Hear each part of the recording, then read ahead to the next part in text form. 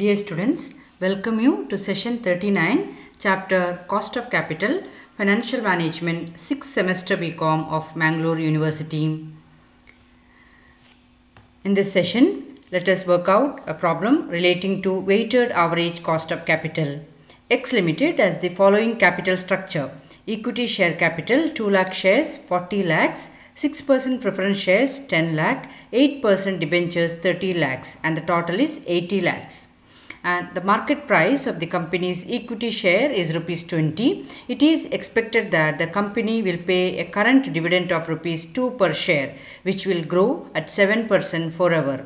The tax rate is assumed at 50%. You are required to compute a weighted average cost of capital based on the existing capital structure.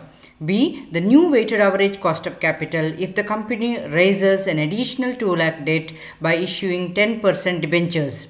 This would result in increasing the expected dividend to rupees 3 and leave the growth unchanged, but the price of the share will fall to rupees 15 per share. The weighted average cost of capital for the existing capital structure has to be determined. So in order to find out the weighted average cost of capital, we need to have the specific cost, that is the cost of equity, cost of preference and the cost of debt. That is for the first question, that is the weighted average cost of capital based on the existing capital structure.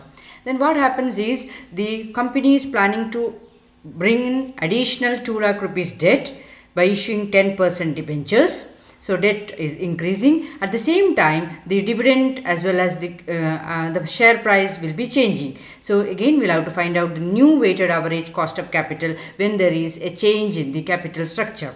So first, let us find out the weighted average cost of capital based on the existing capital structure. So for that, we need to know the specific cost of capital, that is cost of equity. So cost of equity can be determined using the growth model, that is D divided by P into 100 plus G, where D is the dividend, P is the market price and G is the growth rate. We have the information here. The market price of the equity is 20. The company will pay a current dividend of rupees 2 per share, which will grow at 7% forever. So it is 2 divided by 20 into 100 plus 7, which is equal to 17%. So cost of equity is equal to 17%. In case of cost of preference, we do not have any information about the face value of preference shares. So we have this information about the dividend percentage. So the cost of preference shares is equal to 6% itself. Similarly, we have this 8% debentures.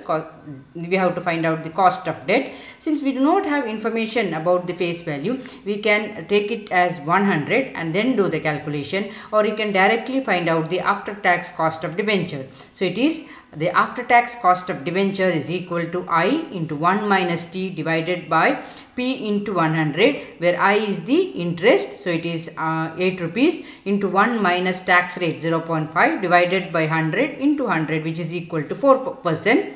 Or if not this way, we can directly calculate it as 8% into 1 minus tax rate. That is 8% into 1 minus tax rate, that is 0.5, which is equal to 4%.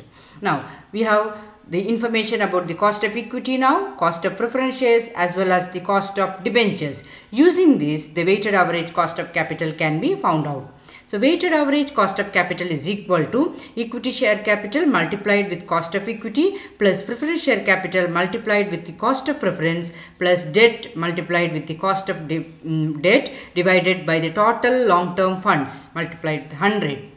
So we have equity share capital 40 lakhs multiplied with the cost of equity 17%, preference share capital 10 lakh multiplied with the cost of preference 6%, and the debt capital 30 lakhs multiplied with the cost of debt 4%, divided by the total long term funds 40 lakhs plus 10 lakhs plus 30 lakhs into 100. So we get the answer as 8,60,000 divided by 80 lakhs, which is into 100, which is equal to 10.75%.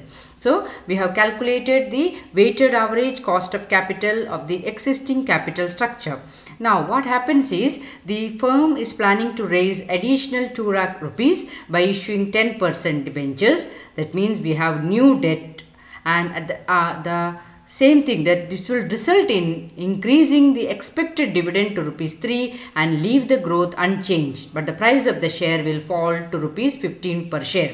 So the new debt is involved. At the same time, the cost of equity will also change because of these changes in the capital structure. That is, the dividend is going to be rupees 3 and the share price will fall to rupees 15 per share. So in such a case, we will have to calculate the new weighted average cost of capital. First, we have to calculate the cost of equity. Now the dividend is 3 rupees divided by the market price 15 into 100 plus growth. The growth rate does not change. It remains the same, that is 7. So it is equal to 27%. Cost of preference shares remains the same, 6%. Cost of existing debts remains the same, 4%. And there is a new debt now, that is 10%. Cost of new debt, I into 1 minus t, that is 10% into 1 minus 0.50, which is equal to 5%. So we have the cost of equity 27%, cost of preference share 6%, cost of debt 4% and cost of new debt, that is 5%. With this information, weighted average cost of capital can be found out. Weighted average cost of capital is equal to equity share capital multiplied with cost of equity plus preference share capital multiplied with the cost of preference plus debt multiplied with the cost of debt, all divided by total long term funds into 100. So in this case, equity share capital is 40 lakh and the cost of equity has changed, now it is 27%. Preference share capital remains the same, 10 lakh into 6%. Old debt remains the same, 30 lakhs into 4%. We have new debt, that is 20 lakhs. 20 lakh into the cost of debt is equal to 5%. 20 lakh into 5% divided by equity 40 lakhs, preference 10 lakh, old debt 30 lakhs and new debt 20 lakhs into 100, which is equal to 13 lakh 60,000 divided by 1 crore into 100, that is 13.6%. So in this way, we have calculated the weighted average cost of capital for the existing capital structure and also the new weighted average cost of capital. Dear students, if you have any doubt, you can always ask me. Thank you.